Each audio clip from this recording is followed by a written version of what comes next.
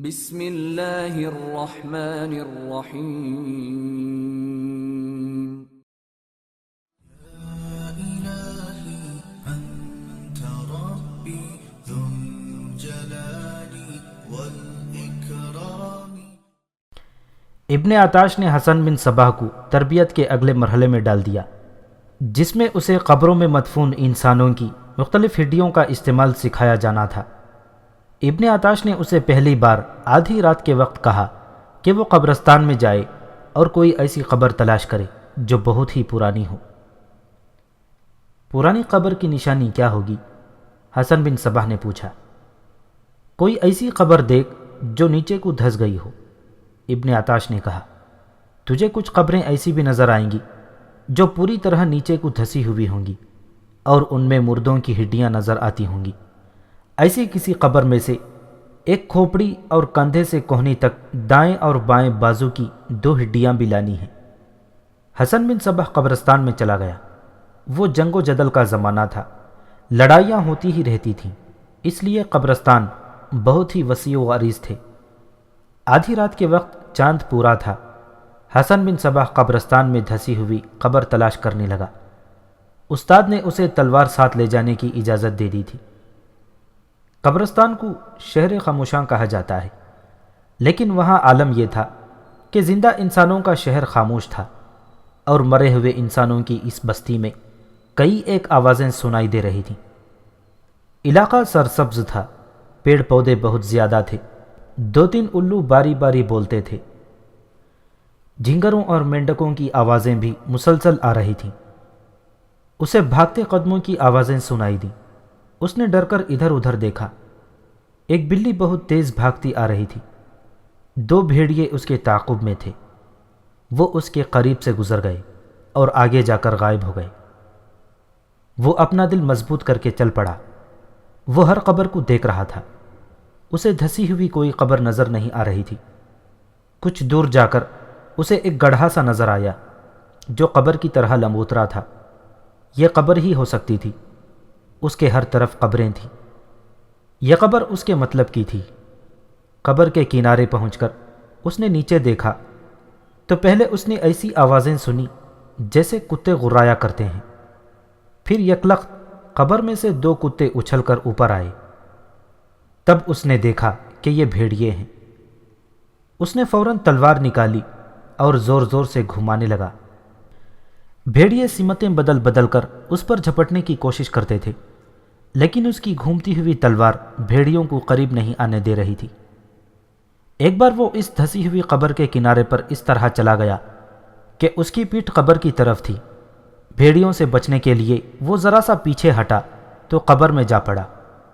اس کی ایک ٹانگ گھٹنے تک مٹی میں دھس گئی۔ اسے مری ہوئی ایک بلی نظر آ گئی جو قبر میں پڑی تھی۔ وہ سمجھ گیا کہ یہ وہی بلی ہے جس کے پیچھے بھیڑیے دوڑ رہے تھے۔ بلی شاید اس قبر میں گر پڑی یا چھپنے کے لیے اس میں اتر گئی تھی۔ بھیڑیوں نے اسے وہیں دبوچ لیا۔ بھیڑیے اس وقت بلی کو کھا رہے تھے جب حسن وہاں پہنچا۔ بھیڑیے یہ سمجھے کہ یہ شخص ان سے ان کا شکار چھیننے آیا ہے۔ حسن نے فوراً چیری پھاڑی ہوئی بلی کو ٹانگ سے پکڑا اور اٹھا کر باہر پھینک دیا۔ اگر وہ ایک لمحہ اور بھیڑیوں کا شکار باہر نہ پھینکتا تو وہ اوپر سے اس پر حملہ کر کے اسے چیر پھاڑ دیتے۔ بھیڑیے اپنا شکار اٹھا کر چلے گئے، لیکن حسن بن صباح پر ایسا خوف طاری ہو گیا کہ وہ اپنے جسم سے لرزہ محسوس کر رہا تھا۔ اس نے تو یہ بھی سوچ لیا تھا کہ وہاں سے بھاگ آئے، لیکن استاد کے ڈر سے اس نے بھاگنے کا ارادہ ملتوی کر دیا۔ اس نے کچھ اس قسم کی کہانیاں سن رکھی تھیں کہ بعض لوگ اللہ کو اتنے عزیز ہوتے ہیں کہ وہ مر جائیں اور کوئی ان کی قبروں کی توہین کرے تو اللہ اس پر اسی وقت عذاب نازل کرتا ہے۔ اس خیال نے اس کے خوف میں اضافہ کر دیا، لیکن ابن عطاش نے اسے کہا تھا کہ مطلوبہ ہڈیاں ہر حالت میں لانی ہیں اور خوف پر قابو پانا ہے۔ حسن نے اپنی دھسی ہوئی ٹانگ باہر کھینچی۔ یہ لحد تھی جس میں ہڈیاں ہونی چاہیے تھیں۔ اس نے دیکھا کہ وہاں سے ایک سل نیچے کو گری ہوئی تھی۔ اس نے ہاتھوں سے مٹی باہر پھینکی، پھر سل اٹھا کر الگ رکھ دی۔ چاندنی میں مردے کی ہڈیاں صاف نظر آ رہی تھیں۔ یہ مردے کا اوپر والا حصہ تھا۔ اس نے کھوپڑی اٹھائی اور دونوں بازوؤں کی ہڈیاں بھی اٹھا لیں۔ عین اس وقت اس نے دیکھا کہ چاندنی بجھ گئی ہے اور ایک سایہ اس کے اوپر سے گزر رہا ہے۔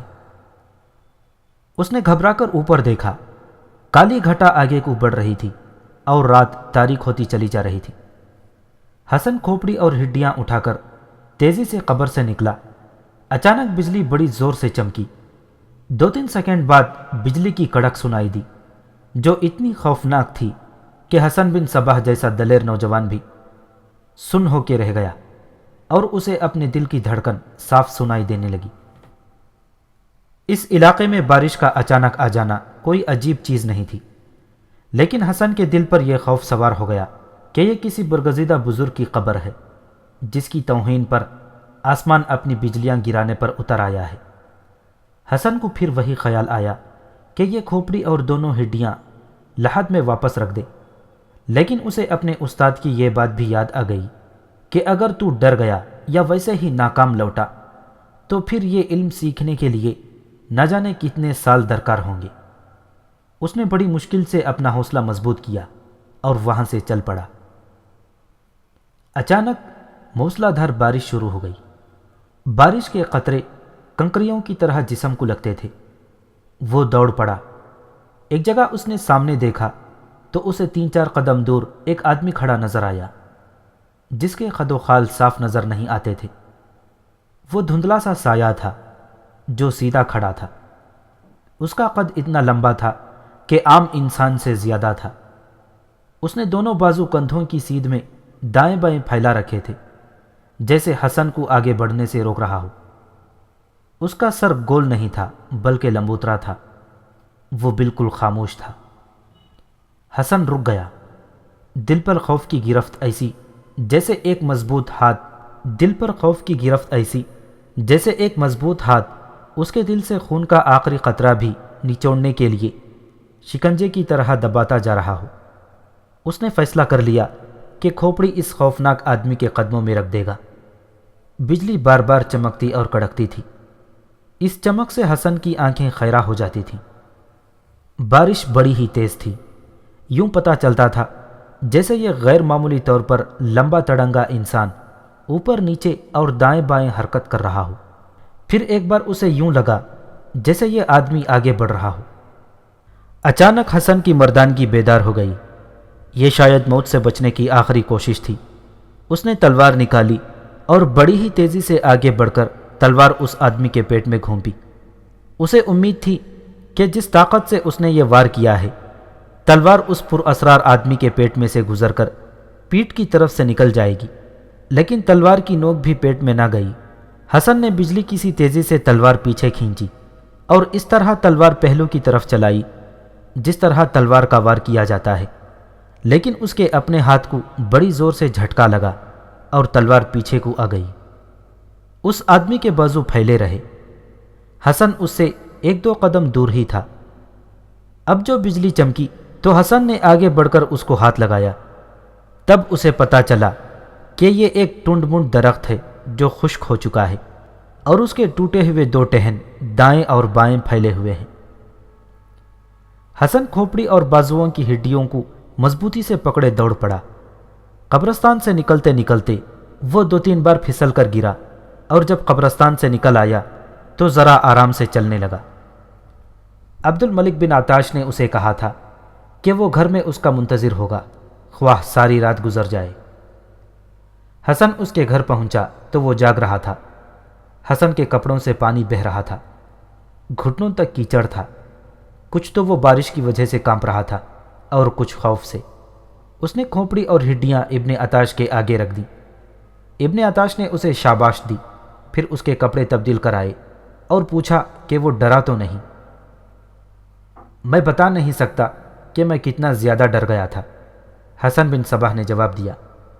چند لمحے سوچ کر کہنے لگا، محترم اتالیق، کیا یہ بھی میری تربیت کے لیے ضروری ہے؟ اتنا ہی ضروری جتنا جسم کے لیے پانی اور ہوا کی ضرورت ہے، ابن عطاش نے کہا۔ اب بتا، یہ ہڈیاں قبر سے تو کیسے نکال لایا؟ حسن نے تفصیل سے سنایا کہ اس پر کیا گزری ہے۔ محترم اتالیق، حسن نے کہا، میں نے آج رات سچ مان لیا ہے کہ کسی برگزیدہ شخصیت کی قبر اور اس کی ہڈیوں کے ساتھ یہ سلوک کرو جو میں نے کیا ہے تو اسی وقت عذاب نازل ہوتا ہے۔ اس نے ڈری ہوئی سی آواز میں پوچھا، کیا مجھ پر مزید عتاب نازل ہوگا؟ نہیں، ابن عطاش نے جواب دیا، جو ہونا تھا ہو چکا ہے۔ راز کی ایک بات ہے، اسے دل و دماغ میں محفوظ کر لے۔ تو مردے کی قبر میں اترا، تجھ پر بھیڑیے ٹوٹ پڑے، ہڈیوں کو ہاتھ لگایا تو بجلیاں کڑکنے لگیں۔ کیا اس سے تو یہ نہیں سمجھا کہ مرے ہوئے انسان میں بھی طاقت ہوتی ہے؟ کیا تو نے کبھی روح یا بدروح نہیں سنی؟ میں نے تجھے کس علم میں ڈال دیا ہے؟ یہ علم تجھے روحوں اور بدروحوں سے ملاقات کرائے گا، اور یہ علم تجھے یہ بھی سکھائے گا کہ مرے ہوئے انسانوں میں جو طاقت ہوتی ہے وہ تیرے قابو میں آ جائے اور اسے تو اپنے مقاصد کے لیے استعمال کرے۔ لیکن ابھی نہیں، یہ طاقت تجھے کہیں سے حاصل ہوگی اور اپنی ہڈیاں توڑوا کر تو یہ طاقت حاصل کرے گا۔ جہنم کی آگ میں سے گزر کر تو جنت میں داخل ہوگا۔ عبد الملک بن عطاش نے اسے کھوپڑی اور ہڈیوں کے متعلق ایک سبق دیا اور اسے گھر بھیج دیا۔ اگلے دن حسن بن صباح شہر کے قریب سے گزرنے والی ندی کے کنارے ٹہل رہا تھا۔ اس کے دماغ میں اپنے استاد کے سبق گھوم رہے تھے۔ گزشتہ رات کی طوفانی بارش سے ندی کی کیفیت تھی اور ہر طرف کیچڑ تھا۔ حسن بن صباح نے تنہائی میں شہر کے ہنگامے سے دور کسی جگہ بیٹھ کر نجوم اور سحر کے سبق دہرانے تھے۔ کیچڑ میں وہ بیٹھنے کے لیے کوئی خشک جگہ ڈھونڈ رہا تھا۔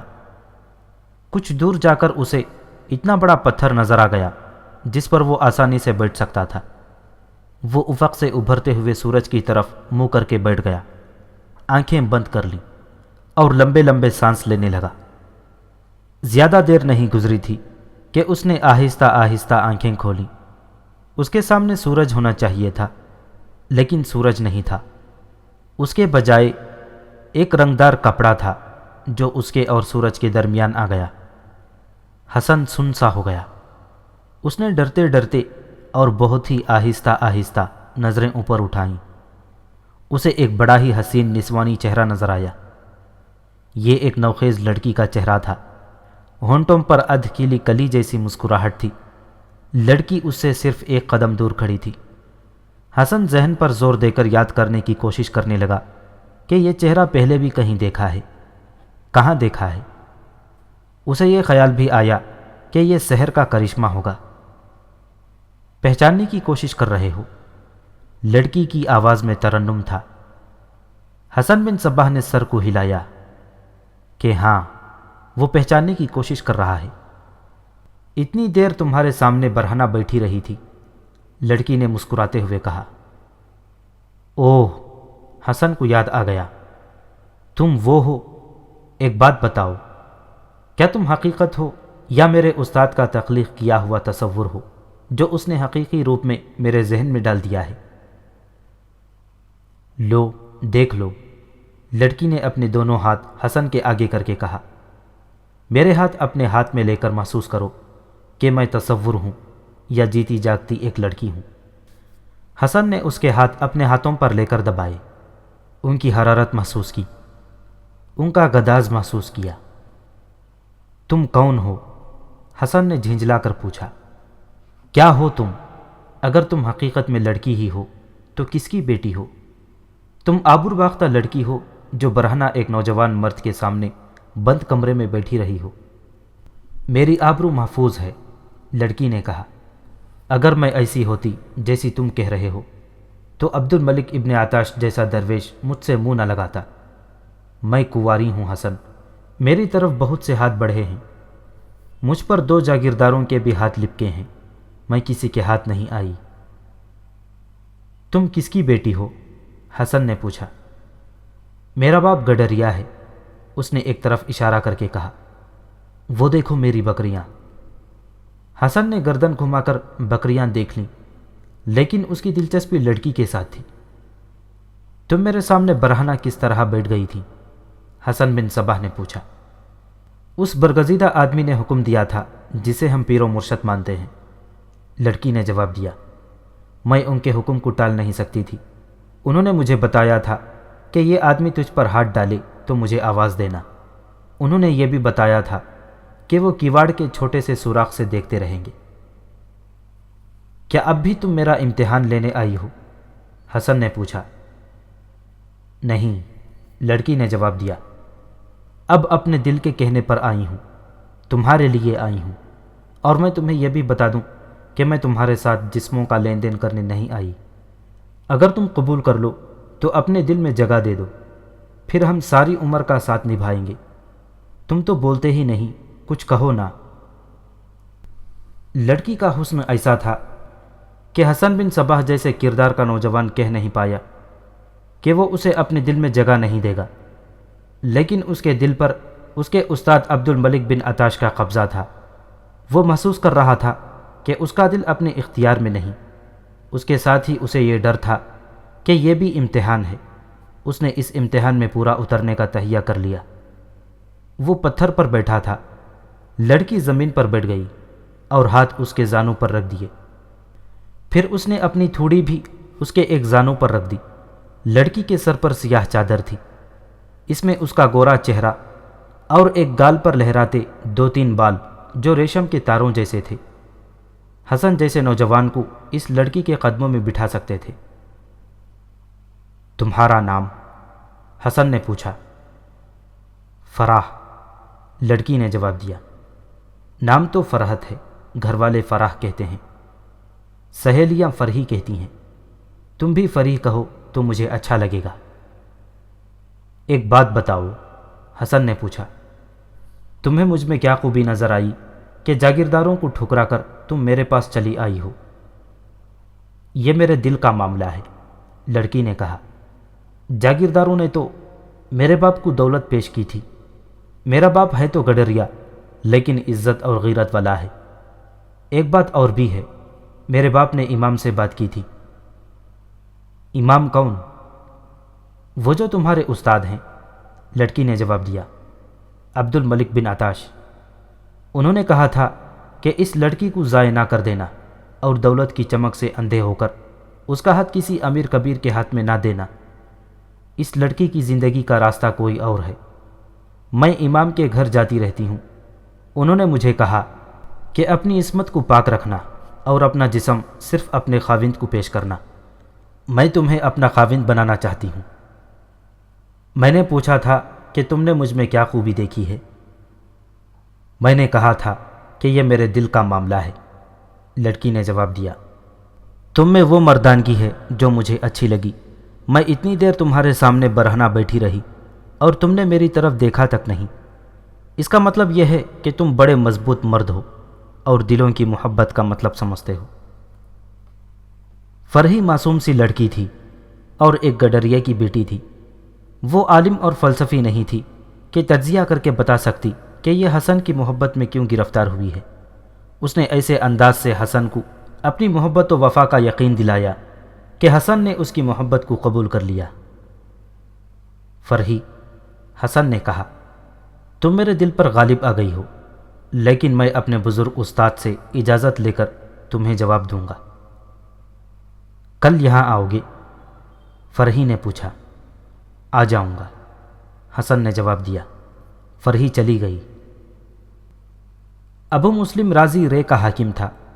رے ایران کا بہت بڑا شہر تھا، تجارتی مرکز تھا اور اتنا زیادہ پھیل گیا تھا کہ اس کی وسعت صوبے جیسی ہو گئی تھی۔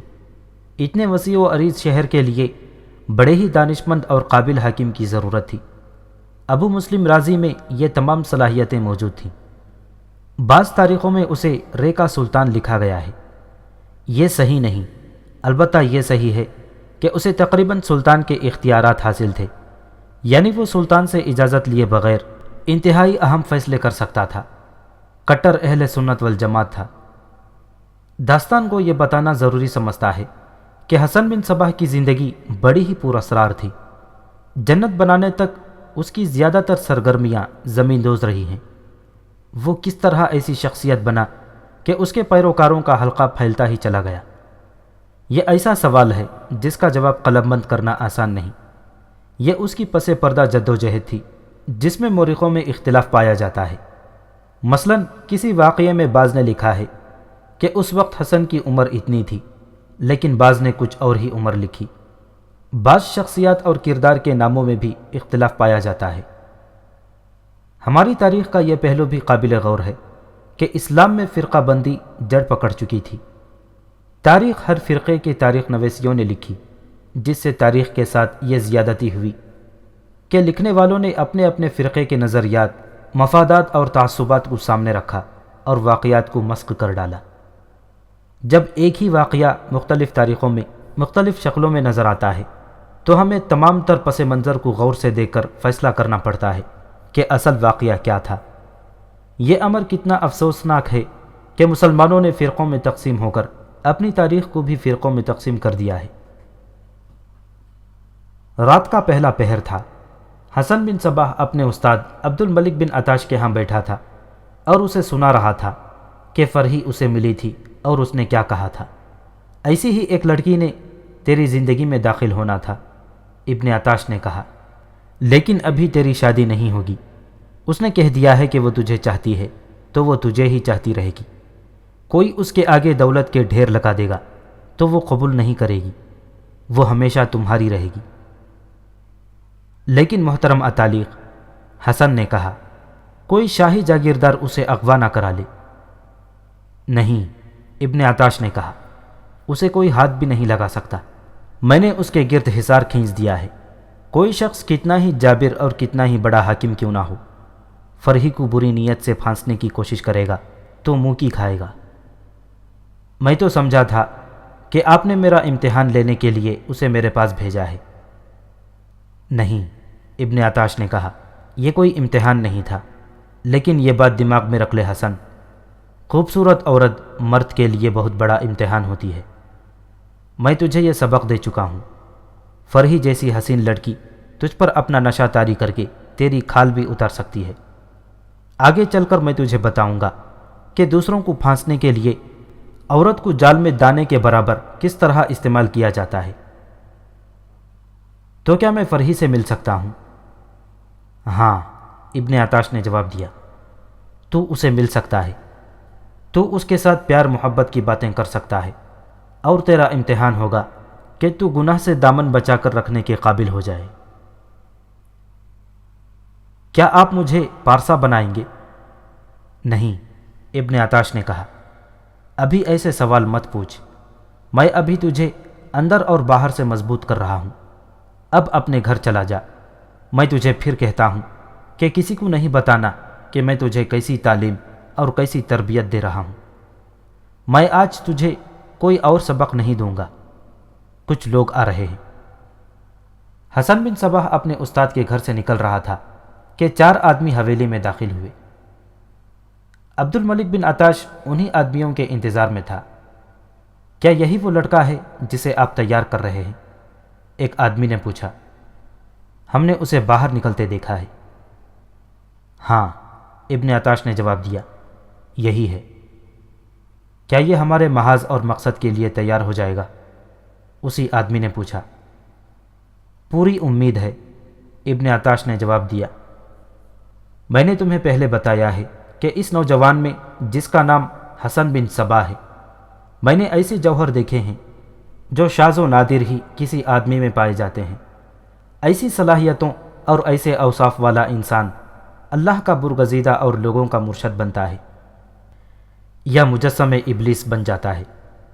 دونوں صورتوں میں وہ لوگوں میں مقبولیت حاصل کرتا ہے، مقبولیت بھی ایسی کہ اس کے مرید اور معتقد اس کے اشاروں پر ناچتے ہیں، بلکہ اس کے اشارے پر جان تک قربان کر دیتے ہیں۔ یہ لڑکا کس طرف جاتا نظر آتا ہے؟ میں ابھی کچھ نہیں کہہ سکتا، ابن عطاش نے جواب دیا۔ مجھے شک ہے کہ اس میں ابلیسی اوصاف کچھ زیادہ ہیں۔ اگر یہ اس راستے پر چل پڑا تو بھی ہمارے لیے سود مند ہوگا، رہے گا میرے ہی قبضے میں اس کو روحانی تقویت دے رہا ہوں۔ کیا ہمیں تبلیغ کا کام تیز نہیں کر دینا چاہیے؟ تبلیغ تو ہو رہی ہے، ابن عطاش نے جواب دیا، لیکن ہم یہ کام آزادی سے نہیں کر سکتے، کیونکہ حکومت اہل سنت کی ہے اور آبادی کی اکثریت بھی سنی ہے۔ میں پہلے بھی کہہ چکا ہوں، ہماری تبلیغ دیہات میں زیادہ ہونی چاہیے، وہاں پکڑے جانے کا خطرہ کم ہے۔ ہم نے دیہاتی علاقوں میں اپنے عقیدے کی تبلیغ کے لیے مبلغ بھیجنے شروع کر دیے ہیں، ایک آدمی نے کہا۔ صرف تبلیغ کافی نہیں، ابن عطاش نے کہا، حکومت اپنے ہاتھ میں آنی چاہیے۔ حکومت ہاتھ آ جائے تو ہم سنی مسلک کو آسانی سے ختم کر کے لوگوں کو بتا سکتے ہیں کہ اصل اسلام ہمارے پاس ہے۔ لیکن حکومت آسانی سے ہاتھ نہیں آئے گی، ہمیں مصر کے عبیدیوں کی مدد حاصل کرنی پڑے گی۔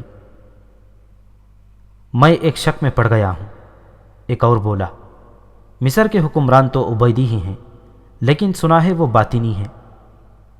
نہیں، ابن عطاش نے کہا، وہ پکے اسماعیلی ہیں اور وہ ہماری مدد کو ضرور آئیں گے۔ میں انہیں سلجوقی سلطنت پر حملے کے لیے اکساؤں گا، لیکن اس کے لیے ضروری ہے کہ ادھر ہمارے لوگ تیار ہوں، لیکن یہ تیاری پوشیدہ رہے۔ مصری حملہ آور آئیں اور ہمارے لوگ ہتھیار بند ہو کر ان سے جا ملیں، اتنی تیاری کے لیے بہت وقت چاہیے۔ اسی شہر رے کے حاکم ابو مسلم رازی کے پاس 2 سپہ سالار بیٹھے تھے، 2 آدمی اور بھی تھے، وہ فوجی نہیں لگتے تھے، یہ دونوں جاسوسی اور مخبری کے محکمے کے حاکم تھے۔ اپنے مخبروں کو اور تیز کر دو، ابو مسلم رازی نے کہا۔ میں تمہیں یاد دلانا چاہتا ہوں کہ یہ شہر سعد بن ابی وقاص رضی اللہ تعالیٰ عنہ نے فتح کیا تھا اور آتش پرست ایرانیوں کو اٹھنے کے قابل نہیں چھوڑا تھا۔ سلطنت کسریٰ کی تابوت میں آخری کیل یہیں ٹھوکی گئی تھی۔ ان اولین مجاہدین نے یہاں اسلام کا نور پھیلایا تھا۔ ان کی قبروں کے کہیں نشان نہیں ملتے، لیکن ہمیں یاد رکھنا چاہیے کہ ان کی ہڈیاں یہیں دفن ہیں۔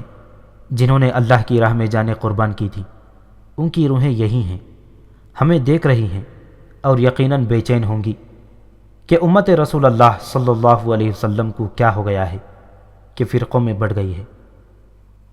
میرے رفیقوں، میں کوئی نئی بات نہیں کہہ رہا، اور یہ بات معمولی سے دماغ کا آدمی بھی سمجھ سکتا ہے کہ ملت میں اتحاد تھا تو مجاہدین نے تھوڑی سی تعداد میں دنیا کی اس وقت کی 2 سب سے بڑی جنگی طاقتوں قیصر روم اور کسرائے فارس کو ریزہ ریزہ کر دیا تھا۔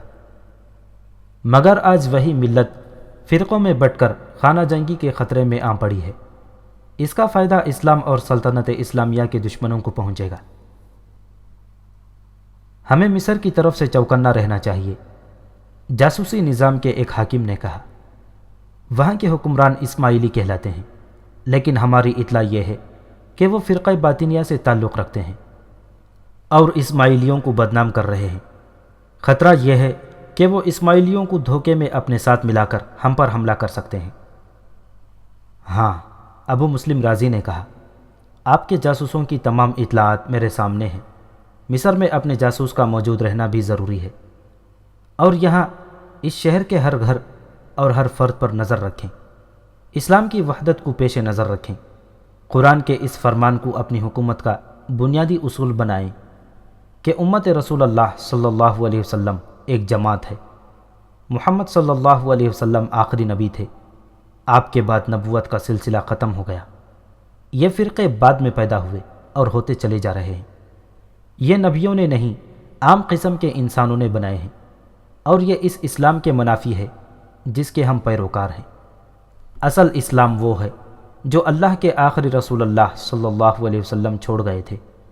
یہاں کسی کے متعلق پتہ چلے کہ وہ فرقہ بندی کو ہوا دے رہا ہے تو مجھے اطلاع دو، میں اسے ساری عمر کے لیے قید خانے میں ڈال دوں گا۔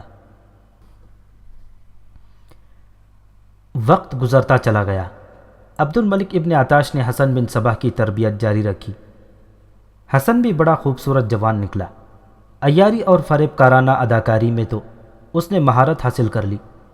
فرحی کے ساتھ اس کی ملاقاتیں جاری رہیں۔ فرحی غیر معمولی طور پر دلیر لڑکی نکلی، جس کی ایک وجہ تو یہ تھی کہ اسے ابن عطاش کی حوصلہ افزائی حاصل تھی۔ پہلے بتایا جا چکا ہے کہ وہ اپنے پورے خاندان کے ساتھ ابن عطاش کی مرید تھی، اور اس کی ہر بات کو فرحی آسمان سے اتری ہوئی بات سمجھتی تھی۔ ابن عطاش نے اسے کہہ دیا تھا کہ اس کی زندگی کا ساتھی حسن بن صباح ہے۔ حسن بن صباح پر پہلے جو خوف سا طاری رہتا تھا وہ اب ختم ہو چکا تھا۔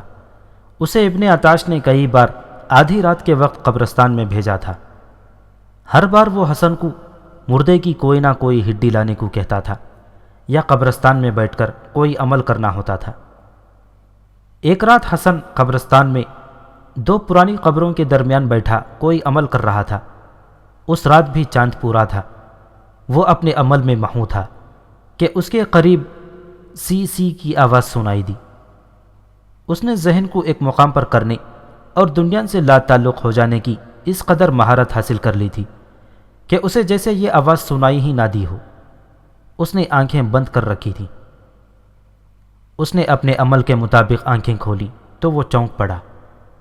اسے صرف 2 قدم فاصلے پر اس کے سامنے سیاہ کالا ایک ناگ پھن پھیلائے سی سی کر رہا تھا۔ استاد نے اسے بتا رکھا تھا کہ قبرستان میں سانپ ہوتے ہیں، اگر کبھی سانپ سے آمنا سامنا ہو جائے تو وہ بے حس ہو جائے، کوئی حرکت نہ کرے۔ اس سے سانپ کو یہ تاثر ملے گا کہ یہ کوئی بے جان چیز ہے جس سے اسے کوئی خطرہ نہیں، پھر سانپ چلا جائے گا۔ حسن بن صباح نے ناگ کو دیکھا تو پتھر مار کر اسے بھگانے کے بجائے بیٹھا رہا اور انگلی تک نہ ہلائی۔ ناگ اسے دیکھتا رہا اور اس کا پھن دائیں بائیں جھولتا رہا۔ حسن نے ننگی تلوار زمین میں گاڑ رکھی تھی۔ اس نے تلوار کی طرف ہاتھ نہ بڑھایا۔ اس کے دل میں خوف آنے لگا، لیکن اس نے ہوش ٹھکانے رکھے۔ ناگ ذرا سا آگے آیا۔ حسن کے لیے اپنے آپ پر قابو پانا محال ہو گیا۔ اس کے لیے 2 ہی صورتیں تھیں، ایک یہ کہ اٹھ کر بھاگ جائے، دوسری یہ کہ تیزی سے زمین سے تلوار اکھاڑے اور ناگ کو مارے۔ لیکن ناگ نے اپنا پھن لپیٹا اور پیچھے کو مڑ کر چلا گیا۔ حسن نے اپنا عمل مکمل کیا اور گھر چلا گیا۔ اگلی صبح عبد الملک ابن عطاش کے ہاں گیا۔ پہلے اسے بتایا کہ اس نے عمل مکمل کر لیا ہے، پھر بتایا کہ ایک ناگ اس کے سامنے آ گیا تھا۔ اس نے تفصیل سے سنایا کہ ناگ کس طرح آیا اور کس طرح گیا۔ سانپ تو سانپ کو نہیں ڈسا کرتا، ابن عطاش نے کہا۔ میری بات سمجھو، میں تجھے اسی مقام پر لانا چاہتا تھا۔ تو اپنی منزل کے آدھے راستے پر پہنچ گیا ہے، اب منزل تک تجھے کوئی اور پہنچائے گا۔ میری استادی یہاں پر ختم ہو جاتی ہے۔ تو کیا مجھے کوئی اور استاد ڈھونڈنا پڑے گا؟ حسن نے پوچھا۔ یا آپ مجھے کسی کے پاس بھیجیں گے؟ اس سوال کا جواب تجھے خواب میں ملے گا، ابن عطاش نے جواب دیا۔ گزشتہ رات کا عمل جو تجھ سے کروایا ہے وہ کوئی معمولی عمل نہیں۔ ناگ کا تمہارے پاس آنا اور تجھے ڈسے بغیر چلے جانا اس عمل کی کامیابی کا ثبوت ہے۔ اگر تو بھاگ آتا یا ناگ تجھے ڈس لیتا تو اس کا مطلب یہ ہوتا کہ تو نے عمل صحیح نہیں کیا یا عمل کسی اور وجہ سے ناکام ہو گیا۔ 5-7 دنوں کے اندر تو خواب میں کچھ دیکھے گا۔ وہ ایک راستہ ہوگا جو بہت ہی دشوار گزار ہو سکتا ہے اور بالکل آسان بھی۔ میری دعا ہے کہ تجھے راستہ دشوار نظر آئے۔ سکھ دکھوں میں سے گزر کر ہی ملتا ہے۔ دولت آسانی سے ہاتھ آ جائے تو انسان کا دماغ خراب ہو جاتا ہے۔ خون پسینہ بہا کر اور محنت مشقت سے اپنی ہڈیاں توڑوا کر پیسہ اکٹھا کیا جائے تو انسان اس پیسے کی قدر کرتا ہے۔ اگر گلاب کے پھول کے ساتھ کانٹے نہ ہوں تو اس پھول کی قدر اور قیمت ختم ہو جاتی ہے۔ گزشتہ رات کے عمل نے تیرے دل و دماغ پر ایسا اثر چھوڑ دیا ہے کہ تو ایک خواب دیکھے گا، تو کہیں جا رہا ہوگا۔ اس راستے کو ذہن میں محفوظ کر لینا۔ جو ہی آنکھ کھلے کاغذ قلم لے کر وہ راستہ اور اس کے اشارے کاغذ پر اتار لینا۔ ہو سکتا ہے خواب میں تمہیں 2 پہاڑوں کے درمیان ایک وادی نظر آئے، ایک غار بھی نظر آئے، اسے ذہن میں محفوظ کر لینا۔ محترم اتالیق، حسن نے پوچھا، کیا یہ خدائی اشارہ ہوگا؟ عبد الملک ابن عطاش نے سر جھکا لیا اور کچھ دیر کچھ بھی نہ بولا۔ معلوم ہوتا تھا جیسے وہ اپنے شاگرد کے اس سوال کا جواب نہ دینا چاہتا ہو۔ اس نے آخر سر اٹھایا اور نظریں اپنے شاگرد کے چہرے پر مرکوز کر دیں۔ اگر یہ کوئی راز کی بات ہے تو نہ بتائیں محترم اتالیق، حسن نے کہا۔ ہاں حسن، ابن عطاش نے کہا، بات راز کی ہی ہے، لیکن میں سوچ رہا ہوں کہ یہ راز بھی تجھے دے دوں تو اس قابل ہو گیا ہے کہ ہر راز کو اپنے سینے میں محفوظ رکھ سکتا ہے۔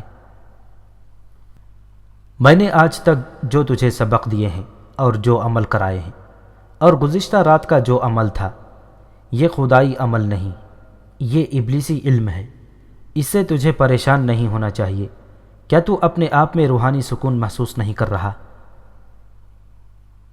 ہاں محترم اتالیق، حسن نے جواب دیا، میں آپ کو یہ بتانا ہی چاہتا تھا کہ میں اپنے آپ میں ایسا سکون محسوس کرتا ہوں جیسے میں فضا میں اڑ رہا ہوں، اور اس کے ساتھ ہی میں یہ بھی محسوس کرتا ہوں کہ میرے وجود میں ایک طاقت آ گئی ہے جو چٹانوں کے بھی جگر چاک کر سکتی ہے۔ میں تجھے بتاتا ہوں، ابن عطاش نے کہا، تیرے اندر ایسے اوصاف غالب تھے جو ایسے ہی عملیات سے تجھے سکون اور طاقت دے سکتے تھے۔ یہ سب ابلیسی عملیات ہیں جنہیں اسلام نے گناہ قرار دیا ہے۔ یہ علم فرعونوں کے زمانے میں بھی تھا، اور پھر اس علم کو یہودیوں نے اپنا لیا اور اس میں شہرت حاصل کی۔ تو نے ایک بار کہا تھا کہ تو فرعون بننا چاہتا ہے۔ میں نے تیرے اندر اتنی طاقت پیدا کر دی ہے کہ تو اس غار تک پہنچے گا جو تجھے خواب میں نظر آئے گا، وہاں تیرا یہ علم مکمل ہو جائے گا۔ اب یہ مت پوچھ کہ یہ علم خدائی ہے یا ابلیسی۔ یہ سحر کا علم تھا جسے آج کل کالا جادو کہا جاتا ہے۔ ابن عطاش اس علم میں جتنی دسترس رکھتا تھا وہ اس نے حسن کے دماغ میں ڈال دیا۔ اس دوران وہ حسن کو علم نجوم بھی پڑھاتا رہتا تھا۔ تیسرے چوتھے دن حسن بن صباح ایک کاغذ اٹھائے اپنے استاد کے ہاں دوڑا گیا، اور کاغذ اس کے آگے رکھ کر کہا کہ میں نے خواب میں یہ راستہ دیکھا ہے۔ اس نے یہ بھی کہا کہ یہ راستہ اگر خواب جیسا ہی ہے تو بہت ہی خوفناک ہے، وہاں تک زندہ پہنچنا مشکوک نظر آتا ہے۔ میں جانتا ہوں، ابن عطاش نے کہا، اگر تو نے یہ سفر بخیر و خوبی کر لیا تو سمجھ لے کہ تو نے ساری دنیا فتح کر لی۔ کل اس وقت نکل جا جب تجھے فجر کی اذان سنائی دے۔ اگلے روز جب سورج افق سے ابھرا تو شہر سے کوسوں دور دو گھوڑے جا رہے تھے۔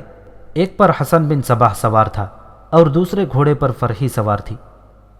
گزشتہ روز جب وہ فرحی سے ملا تھا تو اس نے فرحی کو بتایا کہ وہ کس سفر پر روانہ ہو رہا ہے۔ فرحی نے کہا کہ وہ بھی ساتھ جائے گی۔ حسن نے اسے روکنے کے لیے بہت کچھ کہا، لیکن فرحی نہ مانی، وہ تو اس کے پیچھے پاگل ہوئی جا رہی تھی۔ میری زندگی تمہارے ساتھ ہے حسن، فرحی نے کہا تھا، میں پیچھے رہ گئی تو کسی جاگیردار یا کسی امیر وزیر کے ہاتھ چڑھ جاؤں گی۔ امام عبد الملک کب تک میری حفاظت کریں گے؟ تم جس سفر پر جا رہے ہو یہ بڑا خطرناک ہے، معلوم نہیں زندہ لوٹ سکو گے یا نہیں۔ میں تمہارے ساتھ جینا اور تمہارے ساتھ مرنا چاہتی ہوں۔ اگر تم ساتھ نہیں چلو گے تو میں تمہارے پیچھے پیچھے آ جاؤں گی، اس شہر میں نہیں رہوں گی۔ حسن بن صباح اتنا مجبور ہو گیا کہ وہ فرحی کو روک نہ سکا۔ حسن تو اپنے گھر والوں کو بتا کر گھر سے نکلا تھا۔ اسے اس کے باپ نے خود ہی عبد الملک ابن عطاش کی شاگردگی میں بٹھایا تھا، لیکن فرحی گھر والوں کو بتائے بغیر نکلی تھی۔ وہ اس وقت جاگ اٹھی تھی جب گھر والے گہری نیند سوئے ہوئے تھے۔ گھوڑا اس کے ایک بھائی کا تھا، وہ اندھیرے میں ہی گھر سے نکل آئی تھی۔ وہ جس قدر خوبصورت تھی اس سے کہیں زیادہ مضبوط حوصلے والی تھی۔ حسن ابھی شہر سے تھوڑی ہی دور گیا تھا کہ فرحی اسے جا ملی۔ حسن کے ذہن میں خواب کی باریک سے باریک تفصیل بھی محفوظ تھی، اور اس کے پاس وہ کاغذ بھی تھا جس پر اس نے اشارے لکھ لیے تھے۔ اگر یہ کوئی سیدھا راستہ ہوتا تو وہ بہت ہی دور نکل گئے ہوتے، لیکن یہ کوئی باقاعدہ راستہ نہیں تھا۔ جنگل تھا، کہیں بنجر علاقہ تھا، اور پھر پتھریلا علاقہ شروع ہو گیا۔ پہلے ایک ندی آئی جو اتنی گہری نہیں تھی، ان کے گھوڑے اس میں سے گزر گئے، لیکن آگے جو ندی آئی وہ خاصی گہری تھی اور پانی کا بہاؤ بھی خاصا تیز تھا۔ حسن نے راستے والا کاغذ ایک ہاتھ میں لے کر ہاتھ اونچا کر لیا تاکہ یہ بھیگ نہ جائے، اور انہوں نے گھوڑے ندی میں ڈال دیے۔ چونکہ بہاؤ تیز تھا اس لیے گھوڑے سیدھے جانے کے بجائے بہاؤ کے ساتھ ساتھ بہتے گئے اور خاصی دور جا کر کنارے پر چڑھے۔ حسن نے ذہن پر زور دیا اور دیکھنے لگا کہ وہ نشانیاں کہاں ہیں جو اسے خواب میں نظر آئی تھیں۔ اس نے کاغذ سے بھی مدد لی اور آگے بڑھنے لگا۔ آگے علاقہ چٹانی تھا، اونچی نیچی چٹانیں بے آب و گیاہ تھیں، ان میں سے بعض نکیلی اور بعض اوپر سے چپٹی تھیں، بعض کا رنگ سلیٹی اور بعض کوئلے کی طرح سیاہ تھے۔ حسن دو چٹانوں کے درمیان چلا گیا۔ تھوڑی ہی دور جا کر یہ راستہ ایک طرف کو جاتا تھا، وہ ادھر مڑا تو اسے بائیں کو مڑنا پڑا۔ اس طرح اسے چٹانوں نے کبھی دائیں کبھی بائیں اتنا زیادہ موڑا کہ وہ بھول ہی گیا کہ اسے کس سمت کو جانا ہے اور وہ ان بھول بھلائیوں میں کس طرف سے داخل ہوا تھا۔ اس نے سورج سے سمت معلوم کر لی، لیکن یہ پتہ نہیں چل رہا تھا کہ وہ آگے بڑھ رہا ہے یا ایک ہی جگہ پر گھوم رہا ہے یا پیچھے کو جا رہا ہے۔ سورج اپنے روز مرہ سفر پر چلا جا رہا تھا اور افق سے تھوڑی ہی دور رہ گیا تھا۔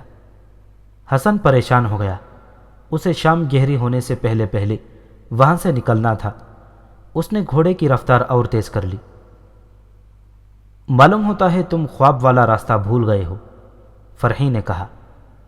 میں خواب میں بھی اسی طرح ان بھول بھلائیوں میں گھومتا رہا تھا، حسن نے کہا۔ راستہ مل جائے گا۔ ان چٹانی بھول بھلائیوں میں گھومتے گھومتے اسے ایک ایسی چٹان نظر آئی جو اوپر سے آگے کو جھکی ہوئی تھی۔ یہ قدرت کا ایک شاہکار تھا، یہ بغیر ستونوں کے برآمدے جیسے تھے۔ وہاں پہنچ کر حسن نے گھوڑا روک لیا اور فرحی سے کہا کہ کچھ دیر آرام کر لیا جائے۔ دونوں گھوڑوں سے اتر آئے اور برآمدے کی چھت جیسی چٹان کے نیچے بیٹھ گئے۔ یہ کوئی غار تو نہیں تھا، لیکن چٹان اندر سے ایک وسیع کوہ جیسی ہو گئی تھی۔ اس کا فرش زمین کی سطح سے گز 1.5 گز نیچے تھا۔ حسن تو بیٹھ گیا، لیکن فرحی کوہ میں دیکھنے لگی۔ اس نے یہ بھی کہا کہ رات گزارنی پڑی تو یہیں گزار لیں گے۔ اس کے ساتھ ہی اس کی ہلکی سی چیخ سنائی دی۔ حسن تیزی سے اٹھا اور فرحی تک پہنچا۔ نیچے دیکھو حسن، فرحی نے کہا۔ حسن نے نیچے دیکھا۔ انسانی ہڈیوں کے 2 پنجرے پڑے تھے، ان کے کپڑوں کے چھوٹے چھوٹے ٹکڑے بکھرے ہوئے تھے، ہڈیاں بالکل خشک ہو چکی تھیں۔ ایک پنجر مرد کا تھا اور دوسرا عورت کا۔ عورت کی نشانی بڑی صاف تھی، اس کے لمبے لمبے بال کھوپڑی کے قریب ہی پڑے تھے۔ دونوں اس پوزیشن میں نہیں تھے جس طرح لاش کو قبر میں سیدھا رکھا جاتا ہے۔ حسن کود کر نیچے چلا گیا۔ اس نے مرد کی پسلیوں میں دیکھا، وہاں ایک خنجر پڑا ہوا تھا۔ جن 2 پسلیوں کے درمیان یہ خنجر پھنسا ہوا تھا، وہاں سے دونوں پسلیاں تھوڑی تھوڑی کٹی ہوئی تھیں۔ ایک تلوار دونوں ڈھانچوں کے قریب پڑی تھی۔ معلوم نہیں یہ کون تھے، فرحی نے کہا۔ کوئی ہم جیسے ہی ہوں گے، حسن نے کہا، لیکن یہ کچھ اور معاملہ معلوم ہوتا ہے۔ اس آدمی کو سینے میں خنجر مار کر مارا گیا تھا۔ ہو سکتا ہے عورت کو اس تلوار سے مارا گیا ہو۔ یہ بھی ہو سکتا ہے کہ یہ ہماری طرح ان بھول بھلائیوں میں پھنس گئے ہوں اور یہاں رات گزارنے کے لیے رک گئے ہوں۔ میرا خیال ہے کہ یہ بھوک اور پیاس سے مرے تھے۔ ان کے پاس پانی نہیں تھا، ہوتا تو یہاں مشکیزہ پڑا ہوتا۔ حسن، فرحی نے کہا، میں کبھی ڈری نہیں، لیکن میں دل پر خوف کی گرفت محسوس کر رہی ہوں۔ ہم یہاں نہیں رکیں گے، پھر ہمیں یہاں سے جلدی چلنا پڑے گا، حسن نے کہا۔ دونوں گھوڑوں پر سوار ہوئے اور 2 چٹانوں کے درمیان چلنے لگے۔ یہ تنگ سا راستہ انہیں ایسی جگہ لے گیا جہاں چٹانیں پیچھے رہ گئی تھیں اور ذرا کھلا میدان تھا۔ 3 اطراف چٹانیں تھیں، چوتھی طرف کی چٹان کے درمیان تھوڑا سا راستہ تھا۔ حسن اس طرف ہو لیا۔ دونوں گھوڑے پہلو بہ پہلو چلے جا رہے تھے۔ جب دونوں اس تنگ سے راستے کے قریب ہو گئے تو دونوں گھوڑے اپنے آپ ہی رک گئے۔ پہلے وہ کچھ بے چینی سے ادھر ادھر ہونے لگے، پھر دونوں گھوڑے کانپنے لگے۔ انہوں نے گھوڑوں کو ایڑ لگائی، باگیں جھٹکیں، لیکن گھوڑے کانپتے رہے اور آگے بڑھنے کے بجائے آہستہ آہستہ پیچھے ہٹنے لگے۔ وہ دیکھو فرحی، حسن نے کہا، گھوڑے آگے نہیں بڑھیں گے۔